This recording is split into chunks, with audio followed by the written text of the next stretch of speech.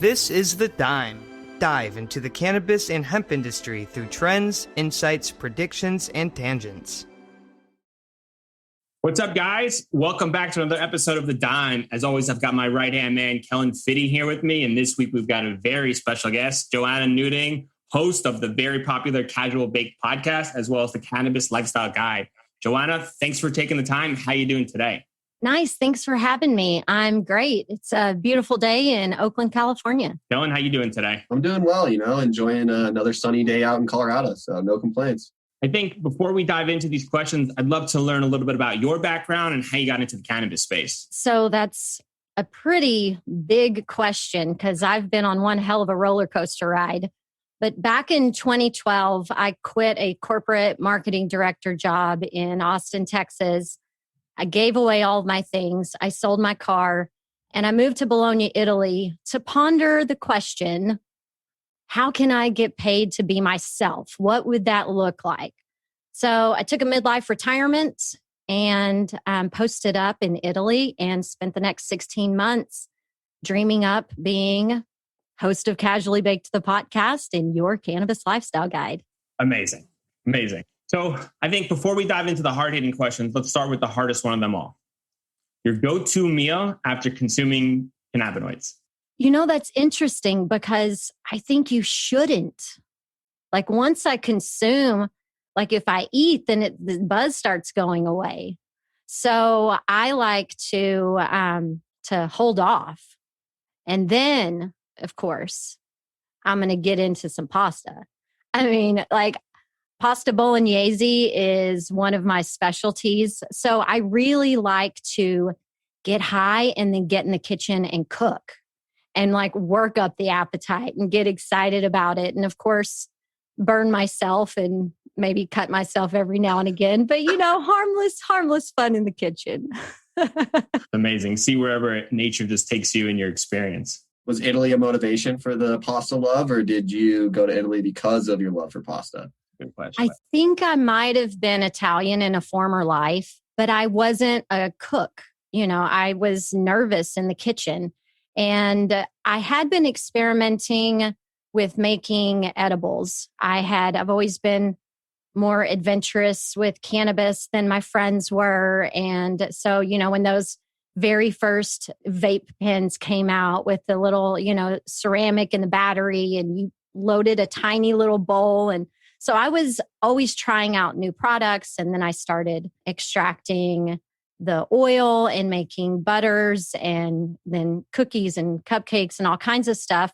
I was living in Austin, Texas, and it's the music capital of the world, I believe we call it. So I would make cookies and brownies and Rice Krispie treats and sell them to my friends before the major concerts and festivals. And there was one day I sold $1,000 worth of cookies in a day. So that was my comfort level in the kitchen, was just baking edibles. But if I couldn't invite somebody over for a meal, I was nervous wreck. I can't make chicken. So, when I moved to Italy, my whole process was I'm going to learn the art of doing nothing. I'm going to learn how to cook, and I'm just going to, be high and absorb this culture and figure it all out. And I cooked myself 3 meals a day. And would, I had, my refrigerator was the size of one of those in our dorm rooms in college. So it's not like you can go to the store or, fucking Costco or something. So I was buying food every 2 days and having such a good time learning to cook. And I didn't speak Italian and I didn't really have any intention of sitting in a classroom. So I started learning more Italian by hanging out with people in the kitchen. And so I started learning how to make really amazing sauces, how to turn leftovers into a gourmet meal. And I kind of started learning Italian that way. And so when I came back to the United States, I was a really confident chef, and I was super confident to talk to people because everybody could understand the words coming out of my mouth and I them. So that really was the best gift I ever gave myself. And, I'm single. Hello, everyone. So I'm single and I know how to cook now. So I feel like it made me a more marketable partner. Strong characteristics. We'll tag all the single men out there. So have we experimented with any infused pastas, any sauces? This is a personal question of mine because for me, the experience of eating pasta is one of my favorite things. And if I can get an infused dinner at the same time, I mean, we are checking two at the same time. Is that something that you've kind of dabbled with? Well, what I do is keep an infused olive oil in my kitchen. Right now, I have a Humboldt blend.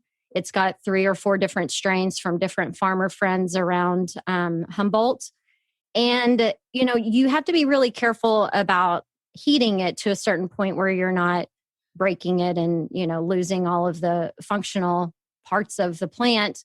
And so what I end up doing is it's a drizzling over your sauce at the end, right before you serve it to somebody, or it's incorporating it into some sort of a salad dressing or something like that. But, you don't want, after you've made the oil, you don't want to heat it up again. So it's just being clever with how you use it. But in my kitchen, I've got my grapeseed oil, my olive oil, my infused olive oil, and my avocado oil. And so, you just pull what you want and, drizzle a little here and there. But I do add it to my granola recipe. And so then in the mornings, I get a little shot of THC with my breakfast every day. Best way to start the day. So how do you know how much you're consuming when you're pouring it? Because sometimes for me, especially with infused olive oil, more is always better until it's too much more. So how do you kind of balance that when you're pouring it? Well, I think it's mostly making sure you know how much flour you have in the original recipe. So I am creating an oil that is a microdose. It's not something that's going to kick you in the pants. Now, I do have some other stuff that will kick you in the pants, but I don't put that in my food. So if you know how much flour is in there in the beginning, then when you're just drizzling some on, you don't have anything to worry about. Now, I make it to where 1/4 of a cup, because that's typically what a lot of dessert recipes like muffins, cookies, that kind of thing, it'll want a 1/4 a cup of oil. And so I made it to where that 1/4 a cup of oil makes a casually baked edible. Does that make sense? Because casually baked is the art of being functionally high. I've failed miserably at that, being functionally high, because for me, sometimes it's this is awesome. I just need more and more. And for me, it's harder to stop. So I guess I'm just thinking about the experience of making that with my buddies and making the chicken wings and how amazing that sauce was and just how we just kept eating that. And I guess, Kellen, your experience with that, take us through that. Have you any dabbled with the infused olive oil? I haven't dabbled with infused olive oil. I have made butter and used the butter to make cookies, right? And it's very similar, actually. The first time we did it, we bought a bunch of a shake in college, right? And did the whole thing into a whole ounce into 10 sticks of butter. And we used all the butter to make 4 or 5 brownies. And we made the butter one night, and one of my roommates got up early in the morning and actually went and made the brownies. And he was eating the batter during the whole process. And he had a brownie and a half. And me and my other roommate came downstairs at 10 in the morning. And we were like, oh, well, let's have a brownie. We're like, where's our other roommate? And we couldn't find him, and we didn't see him for 24 hours. Right. And we talked to him the next day. He comes out of his room on Sunday and he was like, I just had the craziest experience of my life. I was hallucinating, and we ended up doing the math, and we're like, oh yeah, he consumed a 1/4 ounce in one sitting. Wow. And that quantity of THC is definitely, there's a reason it's called a hallucinogen, right? You consume a ton of it. But I did actually have a really pleasant experience at an infused dinner in 2018 at the MJ Biz conference out in Vegas. And it was done by the herbal chef. I don't know if you're familiar with him, but he does a lot of really cool infusion stuffs. And everything he was talking about was making that oil, and exactly what you mentioned in terms of dosing it out properly for that 1/4 cup. And it was one of the most unique, awesome experiences of my life. It was a 7-course meal, and none of the actual food had it. It was all the sauces that were infused, right? And that balance of the actual casually baked aspect of it, it was phenomenal, because throughout the course of the night, you could just look around and see everyone just kind of getting giggly and more happy, and no one actually hit that super stoned wall. You know what I mean? Everyone was still very, very social. So it definitely is an art form, in my opinion, in terms of managing that. And so I give my hats off for anyone that can make that a reality, because it's beautiful when you're able to experience it. So there are a couple of fun ways that you can manage that. I have been at a party once where someone made some amazing dessert, and they made the exact same dessert where I call it unleaded, without the weed in it.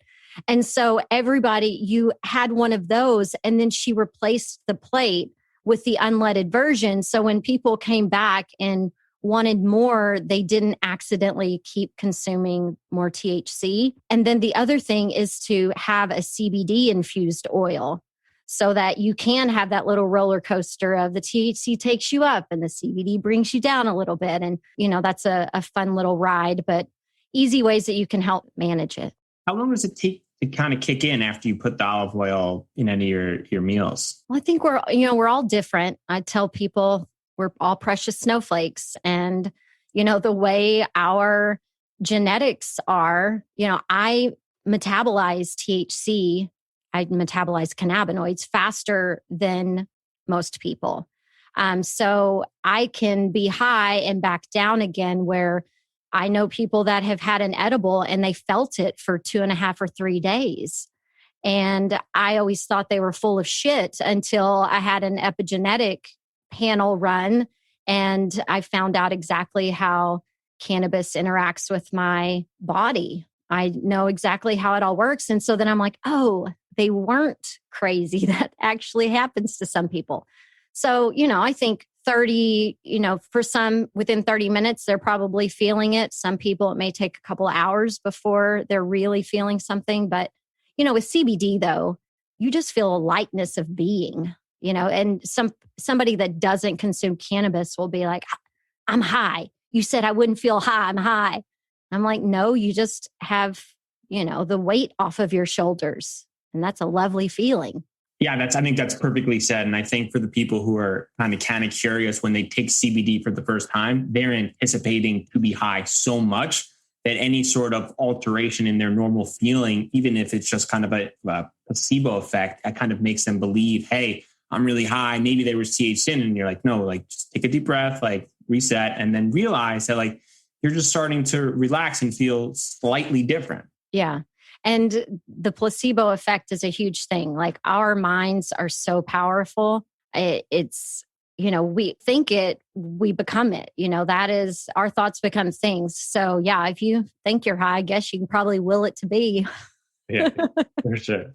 All right, let's dive into some fun questions. Cannabis tourism. What does that currently look like? Well, right now, I'm not sure what it looks like anywhere outside of where I live. And I think COVID has, made it to where it's kind of non-existent. But as things are opening back up, there are, besides the tours, the tour buses that you can get on, that'll take you to some dispensaries. And, in Colorado, I think there's more of a party bus feel to it. In California, in Northern California specifically, they've got this cannabis trail that's opening up where you're exploring the history of the cannabis culture in San Francisco and, driving up the 101. There's the cannabis trail, I think is what they're calling it. But there will be placards up along historical markers that are showing this is where the first cannabis farm has been found, or this is where this person lived, or this is what happened here. And so, I think it's going to depend on where you are as to what that might look like. But if somebody's visiting from a legal state, the thing that I'm trying to do as a cannabis lifestyle guide is, if you've never experienced cannabis, I want you to be able to come to my state, my area, and have a positive experience because you have all of the basic knowledge and you have an idea of what you want and how you want to feel. So we kind of craft an experience for somebody based around who they are and who they're hanging out with, set and setting sort of things. And, for me, what I offer people is behind the scenes looks at craft cannabis in the Emerald Triangle and what sustainable farming is and what home gardening cannabis looks like and how do you pick herbs to help make your own medicine. And I do, medicine making classes with people and we cook a meal together. We play with the oils and all the time while we're hanging out, they're having a one-on-one or a small group setting with a cannabis lifestyle guide who's been living this life for 20 years. And, I think that there is so much nuance that for somebody to just come in and, they hit a dispensary, they overbuy, they get gummies. Everybody's like, well, I got to get the gummies. And then, they head home and they're nervous to fly with it. So then they're like, giving away gummies. I end up with more gummies and I don't even eat them very much. But, the thing is, there's such a diverse culture within cannabis. And I want to be able to show people exactly what they want to see.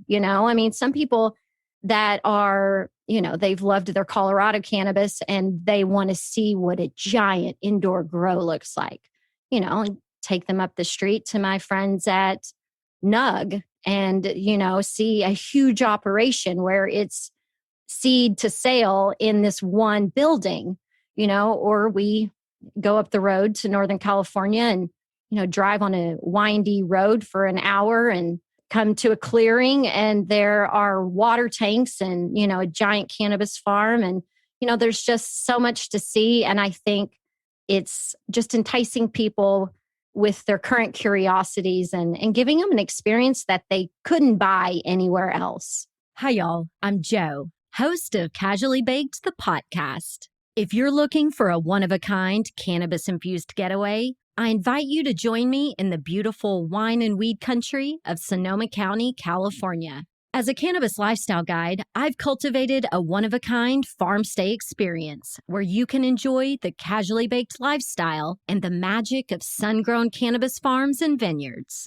Now, if you're into wine, weed, or both, get ready to have a high time customized just for you. Learn more at casuallybaked.com/travel. That's casuallybaked.com/travel. Sounds amazing. And I think it's so perfect for, as you described, the people, for example, on the East Coast who just haven't experienced these things, but have heard what's going on in Colorado and California and are interested in kind of seeing that because for some of the older generation here on the East Coast, they have the experience of cannabis from back in the college or some of the tours. And, getting to one of these facilities like you're describing, it has to be eye-opening for them. So where's the first place you take them when you get a small group that's kind of really interested and ready to go? Because obviously that first impression is so perfect when you see their faces and their eyes open up.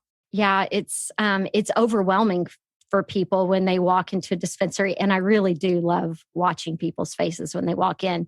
But the very first thing that I do is I bring them into my studio and we have a lifestyle session. I'm just like, when was the last time you smoked cannabis? When was the time before that? Right. Let's see how often you do this and what's your lifestyle like? How comfortable are you being intoxicated? Have you ever consumed cannabis and alcohol simultaneously? Like all of these things are important, especially in California where we have this trifecta of wine country, weed country, and craft beer and cider. You do all three of those things. I've seen somebody get so crossfaded and fall out in the middle of a restaurant at like 6:30 in the evening. Like we're barely getting started. And so, there are these cautionary tales that I like to be able to share with people after I kind of assess where they are. And then, I think that dispensaries are also unique. I take people to different dispensaries based on who they are, whether it's a couple or, a single person, somebody who is curious about the California sober lifestyle and wants to explore drinkables. I've got to take them to a dispensary that has a really good drinkable selection. So, for me, I do a little bit of homework based on the people that I'm with so that I can give them a completely unique experience. And Kellen, I want to go to you on this because on this podcast, we always talk about the education and the stigma and the massive challenge that it is in removing the kind of common stigma of the cannabis stoner. So from your perspective, I mean, it seems like she's nailing exactly the educational level. And I think, what does the feeling on the West Coast have with these East Coasters, with these wide eyes coming out and kind of experiencing this for the first time? Yeah, I mean, education is absolutely the most critical aspect associated with destigmatizing cannabis nationally, right? And I mean, the West Coast is a completely different world from the East Coast, in my opinion, just from the type of people that inhabit the West Coast versus the type of people that inhabit the East Coast. And so you do have to walk that really, really delicate line that Joanna was describing, because the last thing the industry needs is someone to come out and go explore these things and be like, oh my God, it is the devil's lettuce. And I'm going to go tell everyone that I got so messed up that I couldn't even see straight. And it's worse than alcohol. And like, I was not like, all of these things are just, it's not what the industry needs. And so the way that she's approaching this is exactly how it needs to be, from a destigmatizing cannabis as well as educating, right? Like that balance is so crucial right now for the industry, especially where it's at. And so, I mean, what's your stance on that coming from the East Coast, Brian, being kind of a younger generation, right? I mean, how would your parents perceive going out to California and jumping on a nice like wine tour van situation, but instead of wine, they're going out and seeing these pot farms? Like, what would be your father's kind of reaction to something like that? I think in his mind, this might be the greatest thing that ever existed. And this might be worthwhile to move out forever, because like, I can't wait to go share with him this idea and this concept, and him to return, like, how quickly can I get out there? Because, what he used to experience from like rolling a tiny joint to what he could experience on your tour is just going to open his eyes to all these other things. And I guess I want to follow up with like, what's the typical age group that does something like this? Is it more on the younger side? Do you think it's better for the older side? Because obviously the tour is dependent on the age group, because you want to cater to them, like you said. So I'm just curious, where does the age fit in? It's really, I believe it can be all over the map. But when you're thinking about somebody who can afford to do something like this, I'm like, mid 30s, but I have a woman coming out from North Carolina in the middle of July, and she lives a sober lifestyle. And she is curious about the California sober thing. And, she and I've had sessions before over the phone or, Zoom. And she's also a patron of the podcast, patreon.com/casually baked. And so I had said, that's not the first time you've done that. You got to do what you can when you're a creator. Okay. Do it. And so I had put this out there. I was like, okay, guys, I now have access to a farm stay in the wine and weed country. I'm thinking about doing personalized experiences. And she immediately was just, sign me up. I, first of all, adore you, and I want to have you to myself for a few days. But I also want to experience being able to go to happy hour and have a cocktail, but it not be booze. And, and so she and I are going to explore the California sober lifestyle. And like I said, I'm going to teach her how to make her own tinctures and stuff so she can create this at home for herself, but then also let her try, the hi-fi hops by, Lagunitas, and the Pabst Blue Ribbon's new lemon seltzer, and, Wonderland, and all of these great drinkables. One of the things that I like to explore within the drinkables market, because I'm into that as well, is, the low sugar options. You read the label and it's like, oh, well, this only has 4 grams of sugar. But then it says, once you get a little bit further down, it's like, oh, well, that's 4 grams of sugar for a 3 milligram dose. And I want 10 milligrams. So now it's not really feeling so low sugar to me anymore. So, it's also educating people on how to explore that kind of stuff, because if you are interested in a cannabis for wellness lifestyle like I live, then you do care about the sugar content. But that's why I hate most of the gummies, is because, it's a gummy that's then, covered in sugar crystals. And it's just like, why did you do that last part? I didn't need that. But they're just doing all this taste masking with sugar. And I just think that there's more competition in the industry. We're going to have a lot better options soon. People that are utilizing, say, monk fruit or, date juice or something like that versus just raw sugar. I kind of went off on a tangent. Sorry. No, it's perfect. And for those who are just unfamiliar with the California Sober Wellness Program, can you just kind of share just quickly what that is, just so that they have some understanding? Sure.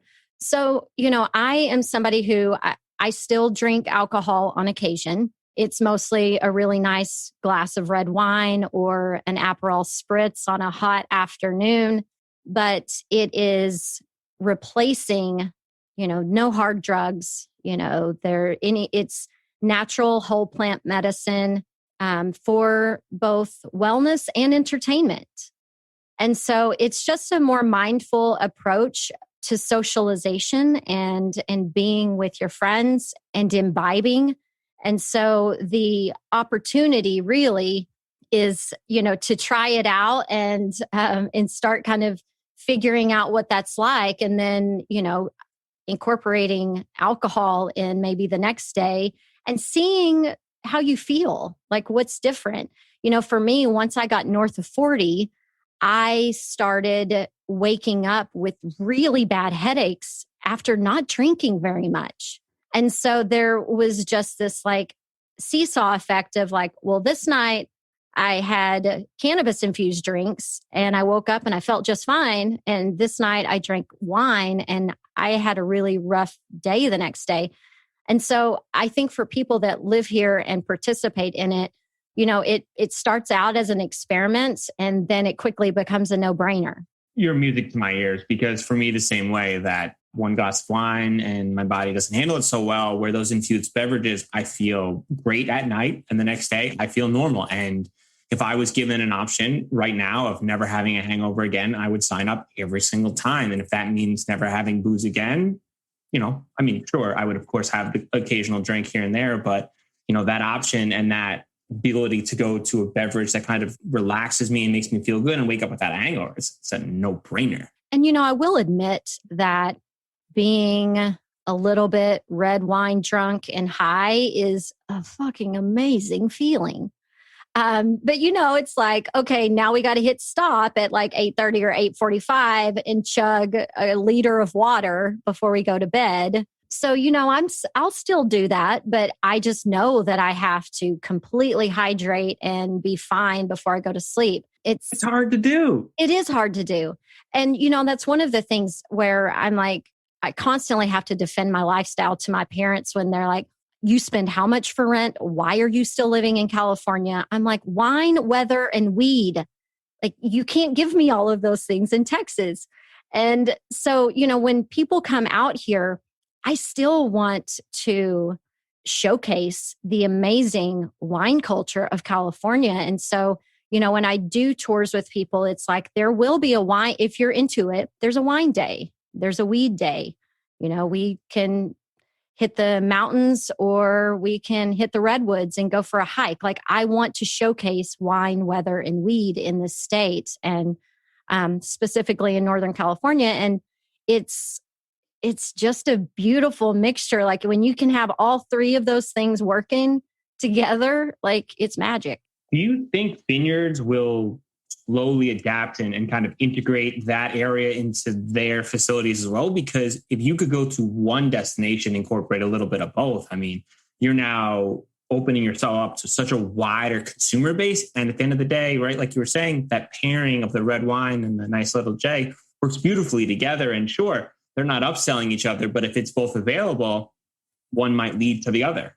There are starting to be collaborations. And I will say within, the last several years, there's been collaborations happening where I live of cannabis brands partnering with, family wineries that they know. And I think the real connection and the real education for people there is it's about the tasting, it's about the nose, it's about the terpenes. So teaching somebody who understands wine the same way to assess cannabis.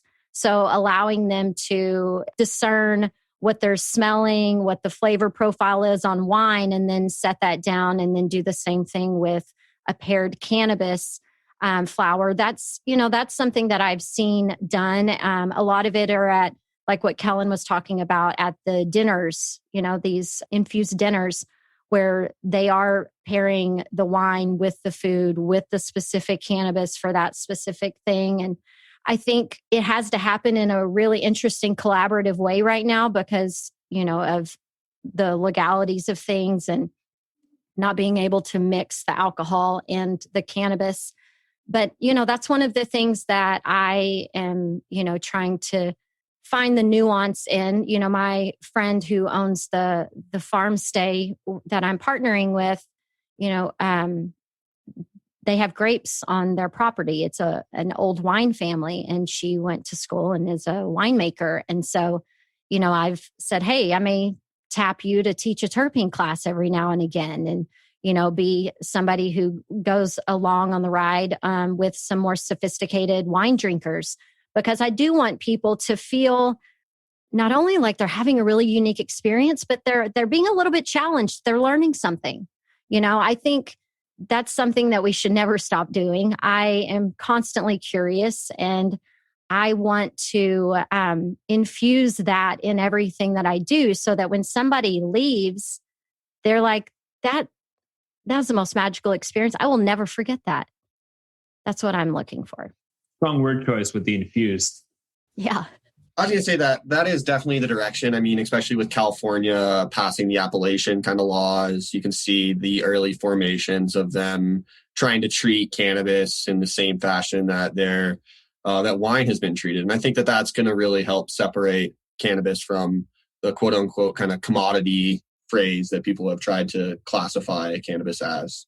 Because I don't know if it really is a commodity based on the unique aspects associated with every single different strain, just like with grapes. So I think we're in the early stages of that right now, hopefully, right?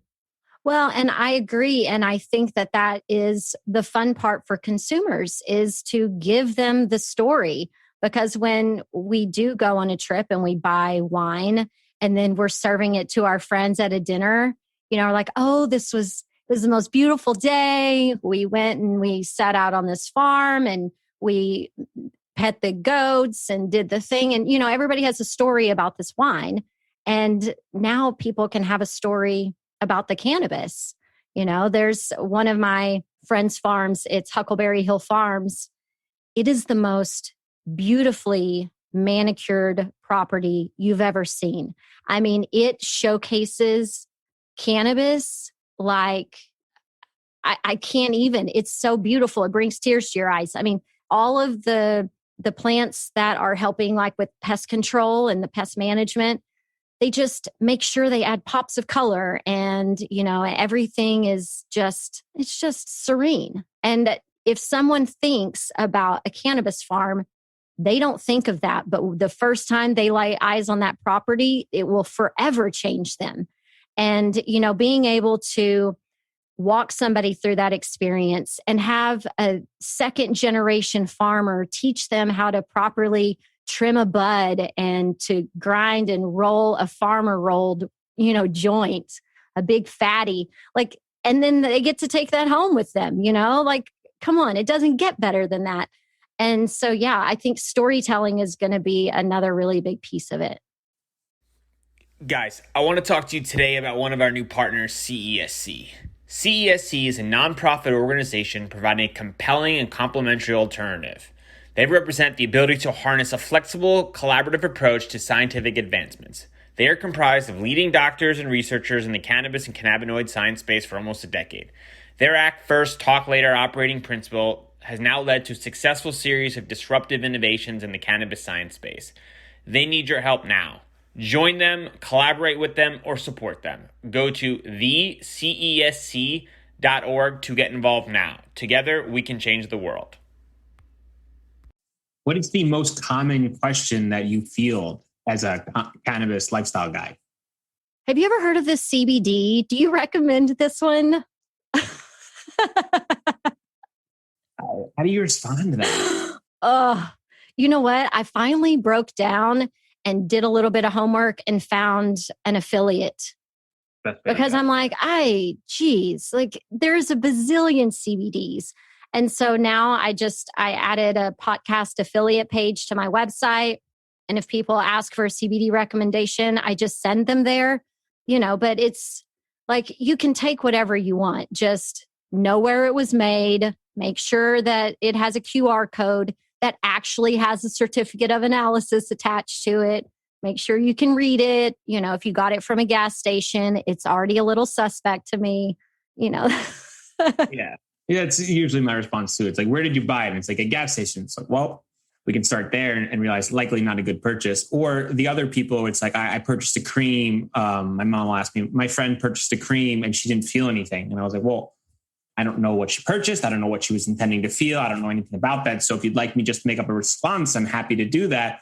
Or I can get some more information. And it's a challenge, right? Because you want to give people such a positive experience and let them know that like, there's something to be there, but at the same time, you don't want to mislead them. And sometimes their expectations are just not real with reality. Yeah, I agree. And, I created educational resources. That was the very first thing I did. And it was me trying to make sense of it all myself.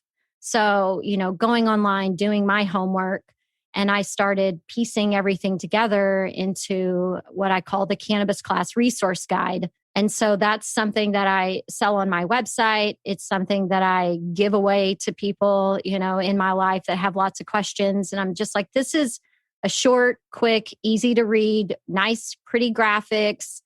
And there's a glossary in the back. That way, if you don't even understand what a word is, look it up. And, just otherwise, I'm like, you can hire me to do a personalized class with you, but that otherwise listen to my podcast. Biggest misconception since you started working in the cannabis space? Well, when I started, I guess it's been almost 6 years ago, the first thing I noticed that education was the giant gaping hole in the market. And I think the majority of people fancy themselves educators now.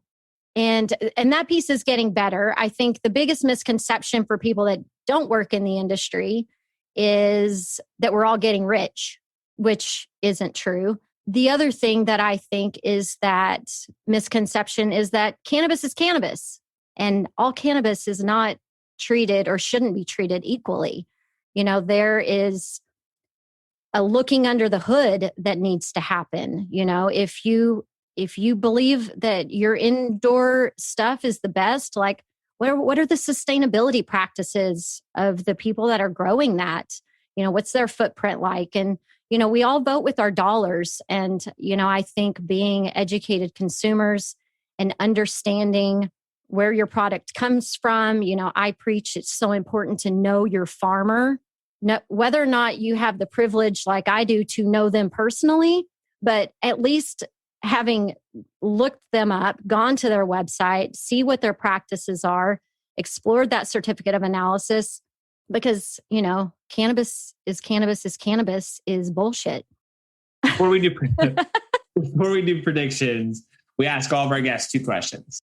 You could sum up your experience into one lesson learned or main takeaway to pass on to the next generation. What would it be? Live a highly inspired life. The last time you consumed any cannabinoids? Like 5 seconds before I got on this call with you. All right, prediction time. Regions across the United States, such as Sonoma, California, have gained reputation for being known as the wine country. Where will cannabis country be? And let's hold on. Before I do that, I don't want any easy answers. We can't take on both. We got to take a little more of a challenge. Let's try to guess a little. He had this conversation with me as well. He took that off the board. He said I wasn't allowed to say Humboldt. Or the Emerald Triangle. Sure. I think I'll chalk that up. We'll agree that's the top spot. But if we were going to find, let's say, an up-and-comer or one that you would say is not commonly associated with cannabis country, where do you think that could be? Well, right now, Oklahoma is the hot Wild West. I think that there is a lot of exciting things that could happen in Texas and Oklahoma and, going up the Bible Belt. But you heard the trigger word there. So who knows what's going to happen? But right now, as it stands, the Pacific Northwest is the grandfathered cannabis country. Kellen's shaking his head. He agrees with me. Yeah, I mean, I spent a lot of time up in Arcata and Humboldt. That's how I got my whole start in the industry. So I have just tremendous amount of respect for the individuals. And I mean, they carried the torch the last 30 years, you know what I mean? And some of the tricks of the trade and their knowledge in the space and doing it all being bootstrapped with helicopters flying above them is something that you got to give your hats off. And they're the reason the industry is where it's at, in my opinion. But as far as a close second and kind of flying under the radar, every traditional grower I've talked to or been around, and the biggest thing, dealing with humidity is really challenging, right? And so dry, arid climates really help from a pest mitigation standpoint in the cultivation process, right? And so I've talked to a lot of people that say back in the day that New Mexico was a really big hotbed just because of the ease of growing. You didn't have to use nearly as many tricks or tools to kind of mitigate any pests, and that dry, arid climate made curing a much easier, faster process. So I would say that there's a lot of potential in like the New Mexico area, even maybe Arizona, if you can find some locate like an oasis, right, with enough water to keep them fed. So I think that's going to be the biggest challenge. But I know that a lot of the best growers I've ever talked to have mentioned that dry, arid places, the middle of the desert, if you have water, that would be a sweet, sweet place to grow some fire. Well, then my family's ranch might be a hotbed. But I did talk to some growers who were in the desert, and they were using just drip irrigation.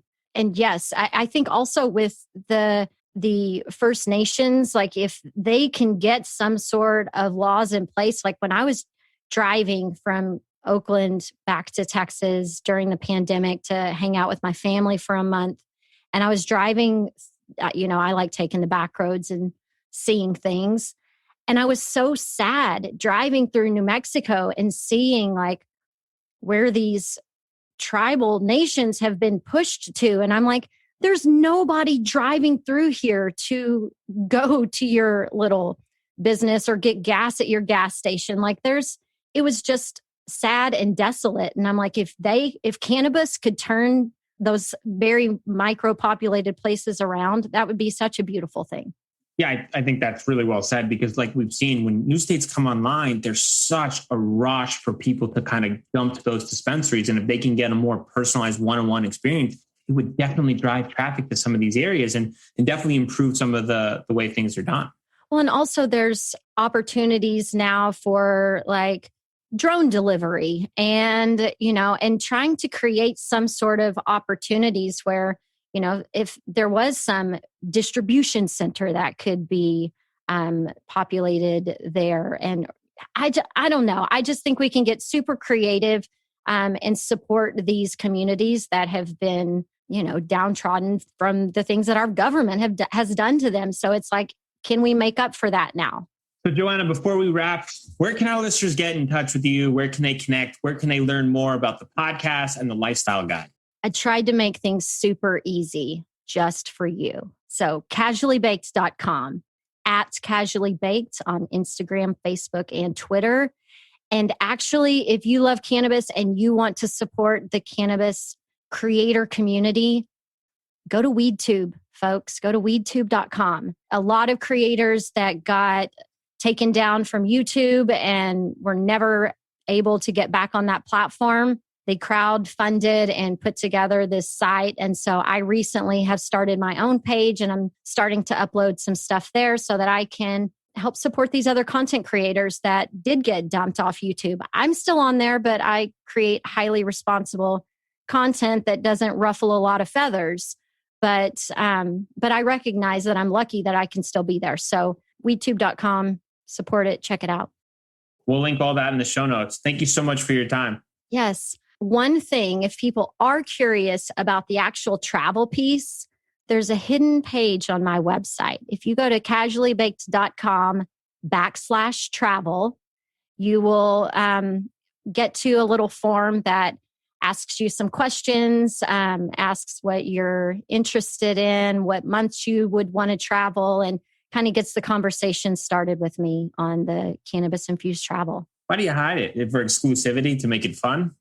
Well, yes. And I worked in real estate for a while, and I don't want to be somebody that you can just find on Airbnb kind of a deal. It's a pocket listing, if you will. So if, somebody's got to know somebody, or they've got to have heard me on the dime, or, whatever that is, to find it. Well, you just saved me sending you an email asking you where the form is, because Kellen and I will definitely be taking you up on that trip as soon as we get back on the road. Thank you so much for your time. Yes. Thanks for having me. I appreciate it, guys. This was fun.